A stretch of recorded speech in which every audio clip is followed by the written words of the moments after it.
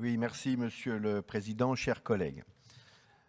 Après près d'une journée et demie riche de débats, d'échanges, nous arrivons au terme de notre dernière session de l'année avec le vote du budget primitif de notre collectivité pour 2024. Et le moins que l'on puisse dire, c'est que cette session aura eu ses hauts et ses bas. Il faut dire que vous avez donné le ton dès la discussion générale en qualifiant mes propos de démagogiques et populistes. Ah oui. Et qu'il y a eu un vif échange où on nous a reproché de ne pas citer tout ce que faisait la majorité départementale pour les plus précaires de notre département. Mais je vous rassure, Madame la première vice-présidente le fait très bien de son côté de l'hémicycle. Monsieur Massar Ndiaye exprimait une autre vision, une autre manière possible de faire de l'insertion sociale. À nouveau, je le pense, et chacun son rôle. Nous sommes dans notre rôle, vous êtes dans le vôtre. Je le dis et je le redis, l'emploi de termes excessifs ne sert ni le débat, ni votre action politique. À un moment, on a évoqué la restauration scolaire, alors que mes collègues Massar Ndiaye et Céline Maglika sont intervenus pour demander une justification quant à la baisse des crédits. Au final, aucune réponse ne nous a été clairement apportée.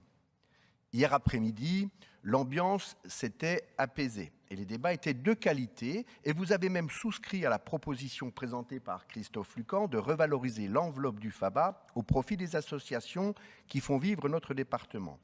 Une revalorisation qui n'interviendra que l'année prochaine, mais c'est un pas dans le bon sens. Ce matin, vous avez rejeté notre proposition d'amendement visant à renforcer les crédits prévus pour l'entretien du réseau routier secondaire dans notre département. Une hausse du budget qui aurait pourtant été bienvenue. Tous ceux qui circulent régulièrement en Côte d'Or, en dehors des grands axes et sur le futur trajet du Tour de France, le savent bien. D'ailleurs, ce matin, en me rasant, j'écoutais d'une oreille assez distraite la radio et j'ai entendu une question qui s'adressait à un président de conseil départemental. Et comme vous le savez, quand on se rase, on pense à l'avenir. Alors, à cette question... Alors à cette question que j'ai entendue, auquel le président concerné a répondu, cette question qui était « Quel investissement le plus important pour la Côte d'Or ?»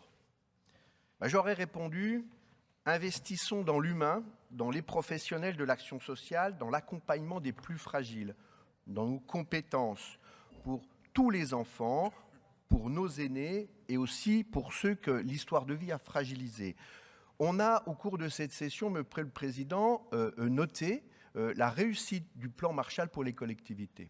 Alors, un plan Marshall pour la protection de l'enfance, un budget, une organisation dans le temps de la protection de l'enfance. Je crois que cette proposition, un certain nombre de départements, vous, Président de l'ADF, vous le savez, ont fait ces propositions sur un grand plan pour la protection de l'enfance.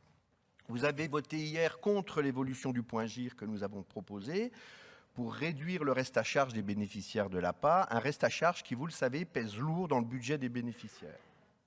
Mais dès le début de mon intervention en discussion générale, Monsieur le Président, je vous avais rappelé que votre rôle était de nous donner envie de le voter, ce budget. Je ne vous étonnerai pas en disant qu'à défaut d'être un échec, ça n'aura pas marché. Sans surprise cependant, puisque vous avez dès hier matin, je vous le rappelle, choisi de ne pas chercher à nous convaincre. En conséquence, nous voterons contre le budget primitif que vous nous présentez. Je vous remercie.